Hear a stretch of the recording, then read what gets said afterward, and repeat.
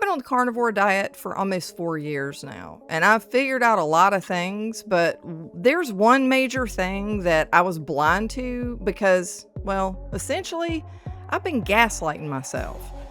My road to discovering just how I was wrong and what I learned about myself and about metabolic systems and carnivore floored me.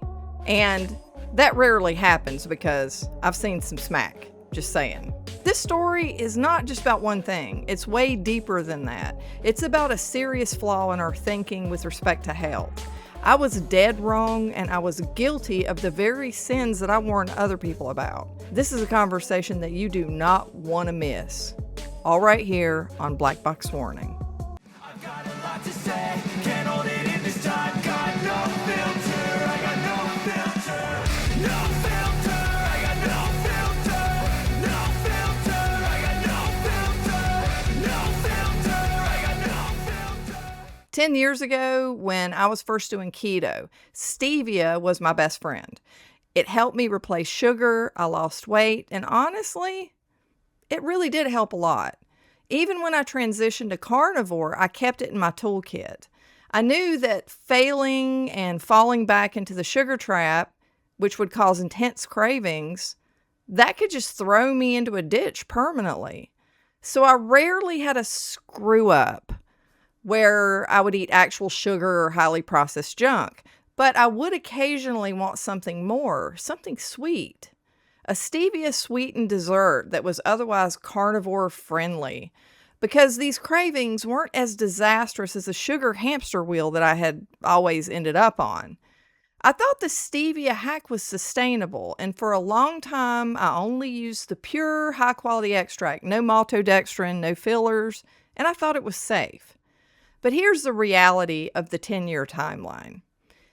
Number one, it helped me get off of sugar. That is true. Number two, it helped me create hacks to avoid the nutty bars and the cream horns, which that would have been the end of the world. But then as I started putting it in my tea and coffee every day, I was constantly consuming it. And over the last year and a half, I noticed that I needed more and more to get the right taste.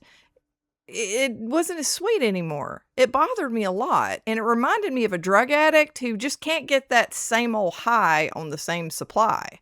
I knew what I had to do, but I was weak, and I avoided doing it. Then the indigestion returned. I had eradicated all of my digestive issues 4 years ago on carnivore, discarding all of my prescriptions, and now this was all coming back. It was weird. And even though I had lost 100 pounds, I'd fluctuate 5 to 10 pounds every winter. I'd lose it in the spring. I'd do like a fat fast or whatever. But this happened on year 3 and 4, not 1 and 2. So this brings me to the problem I see all the time, and I've been guilty of, which is static thinking. Static thinking is like reductionist. It's black and white, hero or villain. That's not how the world works, and it's certainly not how metabolic systems work. We love to debate. Do we need carbs? And no, you don't. And do we need vegetables? Hell no, you don't.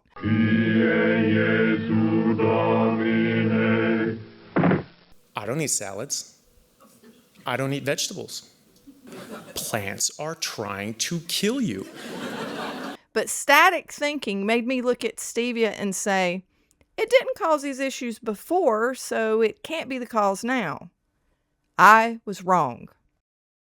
My systems are aging. Things that worked before are causing problems now, and were likely causing problems before, but were very minor. I was creating an echo chamber in my own mind, telling myself that the cephalic response was not a big deal because it wasn't real sugar.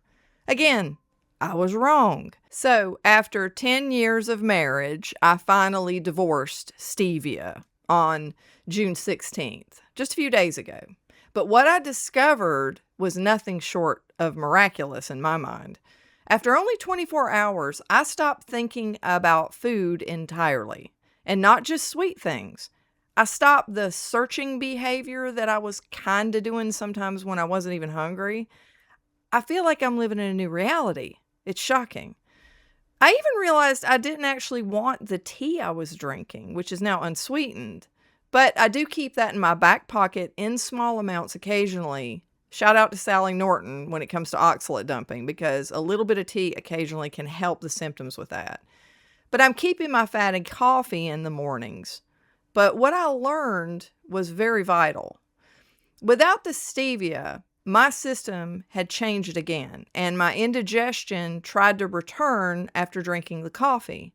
And no, it wasn't the coffee, but I fixed it. I learned that I need to eat a tiny bit of protein, like a quarter-sized piece of chicken or one egg, 15 minutes before I have my coffee in the morning. And no, I'm not eating a tiny bit of food to calorie restrict or anything like that. I don't want breakfast, as I've never been one to eat breakfast. I like breakfast food, but I don't want a whole meal first thing in the morning after I get up.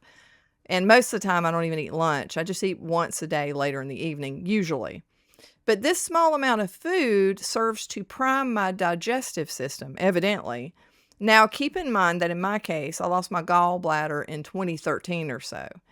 And based on the evidence I'm seeing in terms of results, this little tiny piece of food works great. I have to put that little morsel into the machine to kind of wake it up before I have my fatty coffee with butter and a little bit of heavy cream. This occurred occasionally before I stopped stevia, but intensified after quitting stevia. My digestive system was seriously addicted to that stevia after 10 years. So stopping put me in a little bit of a free fall, which you wouldn't expect. Here's where I was screwing up, and honestly, I should have known better, okay, as a chemist especially. I am fully aware of the cephalic phase of insulin response. It's an established, well-documented phenomenon. But deep down, there was this little persistent nagging thought, well, it's not that big of a deal. It's not sugar. I mean, if you're a carnivore, you've likely heard of this already, but just in case you haven't, it's pretty simple. The cephalic phase insulin response occurs when you taste something sweet, even if it's non-caloric sweeteners.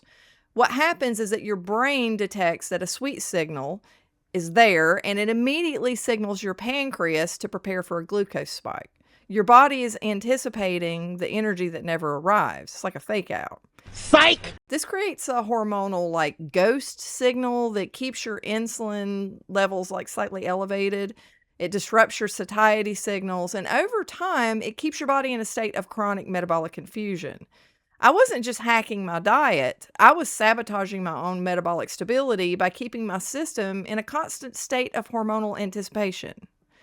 But the metabolic confusion didn't end there, because I don't have a gallbladder again, so I have another mechanical hurdle to clear. Since my liver is direct feeding bile into the intestine, consuming liquid fat on an empty stomach creates a traffic jam. I don't have a reserve because I don't have a gallbladder. So the fat hits the intestine faster than the liver can supply the bile. The fix is simple. By consuming that little amount of protein first, I trigger CCK, or cholecystokinin. Now, this is a hormone that signals my liver to begin secreting bile, and it prepares my pyloric sphincter. That sounds funny. It prepares it to manage the transition. I'm effectively priming the pump. I've successfully hacked the mechanical disadvantage of having no gallbladder by syncing my hormonal signals with this digestive priming exercise. Worked pretty good, actually. Look, the takeaway here isn't that you're broken or weak if you use sweeteners. I used to drink Diet Cokes for a long time. It helped me lose weight once upon a time. Everyone has some kind of a vice, regardless of what you learn along the way about diet. Knowing something is not healthy or ideal is one thing, but actually turning your back on a lifetime of habits and norms is something completely different. It's significantly harder to do that than it is to know or say. And nostalgia is a powerful thing. I've talked about this to family members, and they look at me with such genuine sadness and pity. It's actually hilarious. My daughter-in-law told me, or was telling my son, yeah, she's not even drinking her stevia sweetened tea anymore. It sounded so much like, yeah, her only puppy just got hit by a truck. I was taken aback by that. Right now, I'm super happy that the food noise that I didn't even recognize was there is gone. and the silence is amazing. But I'm fully aware that my current situation is subject to change. As I get older, I'll face who knows what. Hormonal shifts, environmental factors, floods, pestilence, who knows what. But seriously, at the end of the day, we just need to remind ourselves what it felt like when we first went on carnivore and we improved our health so drastically. It's almost unthinkable to me that I lost sight of that I dropped the ball with my static thinking. So, what do you think about this? Have you experienced similar issues? Not only with sweeteners, but with the assumption that because a thing didn't bother you in 2016, that it never will? Did you ever get hooked on sweeteners?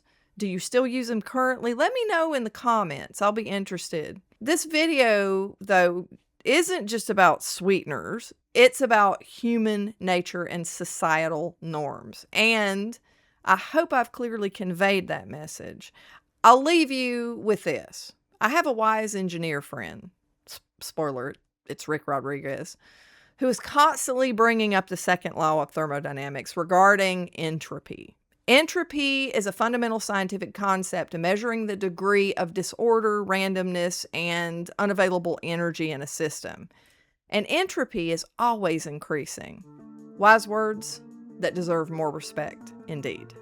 So again, give me your thoughts in the comments section. And if you like this video, if you could hit the thumbs up, that helps the channel a lot. And make sure to hit the notification bell and subscribe so that you don't miss out on future content like this. And I'll see you guys in the next video. Bye.